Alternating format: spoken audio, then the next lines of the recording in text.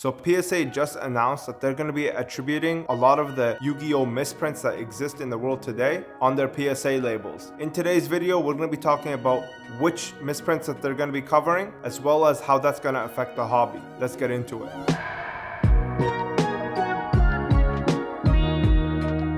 Alright, so the first misprint that they're going to be attributing is the reverse foil misprints. This is talking about LOB all the way up to PGD. Every single one of these sets except for LOD has misprints that go reverse foil. So this includes Trihorn Dragon, Gaia the Dragon Champion, Gate Guardian, Thousand Dragon, Serpent Knight Dragon, Jinzo and Imperial Order, Gemini Elf, Magic Cylinder, as well as Lava Golem and Ring of Destruction. It's a great move for PSA because these have been in the hobby for a very long time and they do have a difference in premium. PSA 10s of reverse foils will fetch a lot more than PSA 10s of regular foils, and the reason is because reverse foils are strictly attributed to 2002-2003, while regular foils have had reprints throughout the years. So if you have a reverse foil card, you can guarantee that this is kind of an original print. It's just like Shadowless for the case of Pokemon. Now another misprint that they're going to be attributing is the ultra rare misprints. This includes Gaia the Dragon Champion and Trihorn Dragon. This is also a great move because damn near half of the Gaia the Dragon Champions that exist in Unlimited are ultra rare misprints. So because of that, I think it's a very important aspect to be covering and to attribute when it comes to,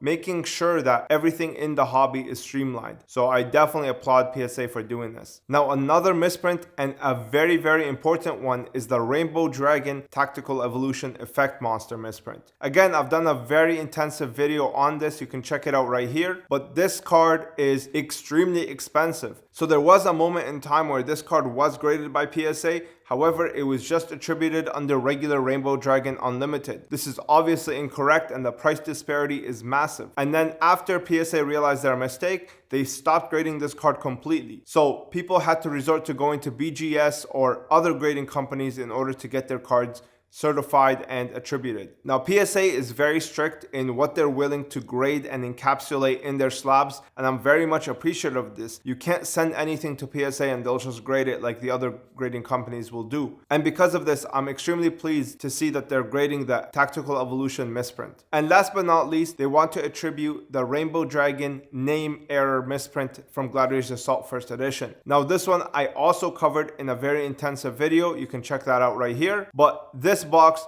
was proven to come out of booster boxes, and because of this, it is an authentic release. PSA has no excuse anymore to not grade this, and now that they are on that, I'm extremely pleased. I'm very happy. I'm willing to send my copies in because I have a couple of them that I haven't sent in yet because I don't want it graded with BGS. I want it with either PSA or CGC, and I was leaning towards the CGC aspect. However, obviously PSA commands the most amount of value. These are cards for sale, so I figured I would go with PSA now that they're attributing it. So that's what they've announced that they're willing to attribute so far. Gezi TCG is working really hard with them to be able to verify a lot of the releases that were released by Konami back in the day and getting everything properly sorted out, and I'm very pleased to hear that. However, things like the Goblin Attack Force Level Star is not something that they attribute. All of these things will come in time. However, for now, I'm really pleased that they're actually willing to cover some of these cards because they were not encapsulated for a very long time and they definitely deserve to be. So with that being said, what does this mean for the hobby? I definitely think now a lot of people will be paying attention to the reverse foils. A lot of them are not going to be sliding by under the radar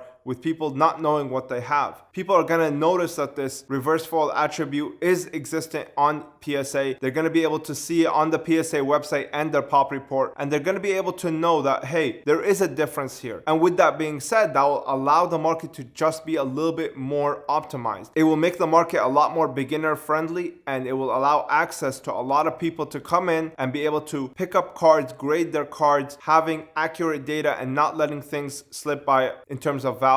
Now, when it comes back to them, even if they didn't know, they will still have the label corrected, and because of that, it's going to be a lot better for them to be able to get the full value for their stuff. So again, it will just basically create more confidence for collectors. It will create more confidence for future investors that do want to come in and collect misprints. I think overall, it's a very good move for the hobby. It's a very good move for the higher end investment aspect of the hobby as well. So yeah, that's pretty much my thoughts on PSA grading these misprints. Let me know know your comments down below. Do you guys think it's overdue? Do you guys think it's a good move or a bad move? I would love to hear your thoughts. Like the video and share if you want to see me grow. Subscribe if you want to see more. And if you want to support the channel further, you can use the links in the description to pick up your own gardener binders that I make myself. I hope you guys enjoyed that, and I hope you learned something. I'll see you in the next one.